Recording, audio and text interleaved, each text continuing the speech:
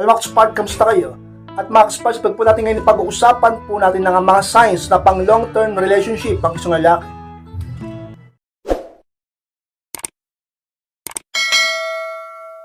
At kung handa na kayong lahat, masarap po tayo. At muli, be inspired!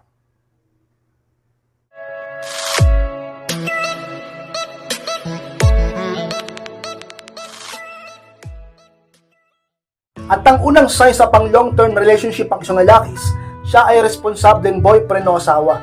Yan ang unang signs ng ka-inspired kapag ang partner mo ay ganyan. So pagkat ka-inspired ang pagiging responsable ng isang lalaki ay isang magandang senyales na siya ay pang matagalang karelasyon. Kaysa naman yung lalaki na irresponsable. Alam nyo ba, isa sa pinakapangit na pwedeng magkaroon ng ugali ng isang tao ay pagiging irresponsable? Bakit? Kahit sa pag-ibig, sa relasyon, pag ang isang lalaki ay responsable, bukod sa hindi pang matagalan niya, ay sasakit ang ulo mo dyan. At baka gumasos ka pa ng malaki dyan sa pagiging irresponsable niya. Maniwala kayo sa akin, pag ang isang lalaki ay responsable, umiwas-iwas ka na dyan. Pag ang isang lalaki ay responsable, lumayo-layo ka na dyan. Huwag ka lang masyadong magpakatanga pa, kasi ka-inspired gwapo eh. Ka-inspired ang pogi. Ka-inspired ang cute. Ano mo yung pogi, yung cute, yung gwapo, yung macho, yung attractive, kung irresponsable naman.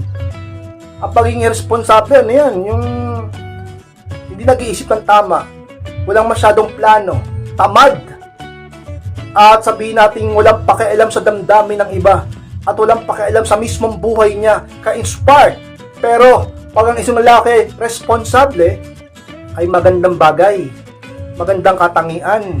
Talaga naman, ka-inspired, pag ganyan ang partner mo, ay sigurado isa sa pinakamagandang senyales na siya ay pang matagalan. At ang pangalawang signs mga inspired na pang long-term relationship ang isang lalaki, totoong may plano siya para sa inyo. Yan ang pangalawa ka-inspired. Kaya napakahalaga niyan. Pag ang isang lalaki walang plano, sa tingin mo pang matagalan yan? Hindi. Pang sandalian lang yan. Wala kang plano eh. Paano naging pang matagalan yan? Eh, ka-inspired, yung boyfriend ko, may plano naman eh. Pinag-uusapan namin yan. Eh, di maganda. Sa signs na pang matagalan siya. Pero dapat ginagawa niya rin.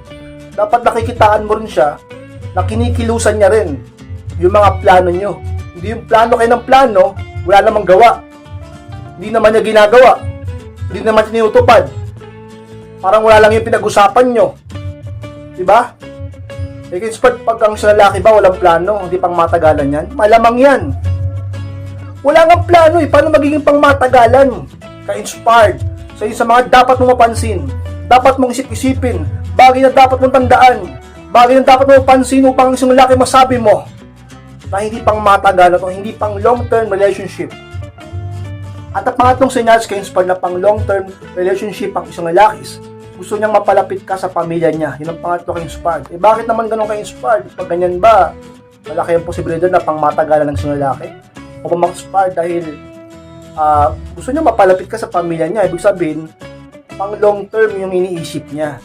Kasi kung ayan ay hindi seryoso sa'yo, kung yan ay hindi pang matagalan, baka nga hindi ka niya ipakilala sa pamilya niya eh.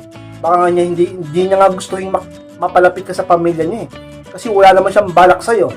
Wala naman siyang plano sa'yo. Hindi naman siya seryoso. Hindi ka niya ganun talagang kamahal. Diba? Pero pag isang lalaki, pinakilala ka sa pamilya niya at gusto niyang mapalapit ka sa pamilya niya, so yun sa mga signs ng isang lalaki, totoo sa'yo. Seryoso sa'yo at gusto niya pang matagalang relasyon, ka-inspired. At ang pang-apat na senyales ka-inspired na pang long-term relationship ang isang lalaki, meron siyang takot sa Panginoong Diyos Ama. Yan ang pang-apat ka-inspired. Kapag ang isang lalaki ay may takot sa Panginoong Diyos, eh malaki talaga ang posibilidad at malamang sa malamang yan ay pang matagalan. Isipin mo na lang kapag ang isang lalaki walang takot sa Diyos. Baka kung ano nung gawing kalokohan yan. At dahil doon, hindi kayo magtatagal. Hindi niya kasi iniisip yung mga posibleng mangyari at parusa. Pero dahil sa siya ay may takot sa Panginoon, eh sigurado ako pag-iisipan niya yung mga gagawin niya. Papahalagahan ka niya at magiging totoo yan sa'yo. Sapagkat yun ang gusto ng Panginoon para sa inyo. Sa yun sa mga sikreto upang mapansin mo ng isang lalaki ay talaga namang pang matagalan ka-inspired. At naman senyales ka-inspired na pang long-term relationship ang isang lalaki, Hindi ka niya pinabayaan kahit may problema ka. Yan ang palima kay Spark.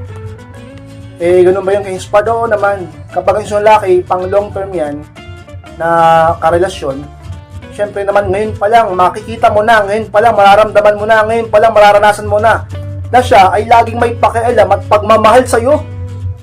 Pang matagalan yan pag ganun. Kaysa naman yung ngayon pa lang, nakikita mo na yung mga red flag. Ngayon pa lang, nakikita mo na yung mga katoksikan niya. Ngayon pa lang, nakikita mo na yung mga pambabaliwala niya sa'yo. Tinitiis ka, binabastos ka. Hindi ka masyadong pinapansin, hindi masyadong nagpaparamdam.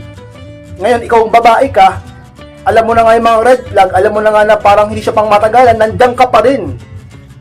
Kaya baka kasi magbago naman eh. O posible naman na magbago.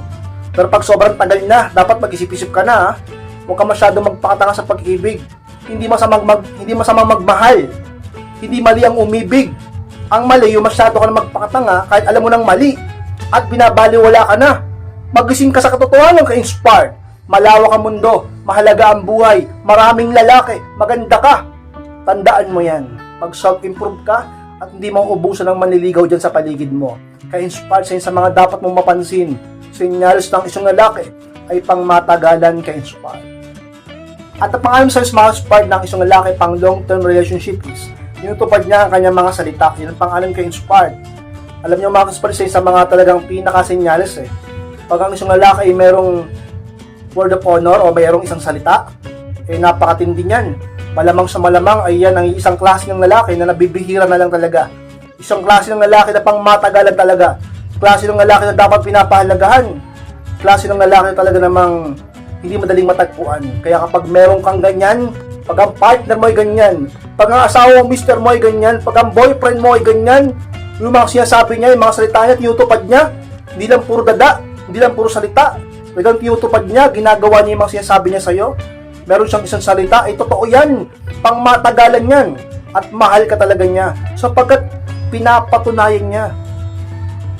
Totoo yan, ka-inspired. Actions speak louder than words, di ba?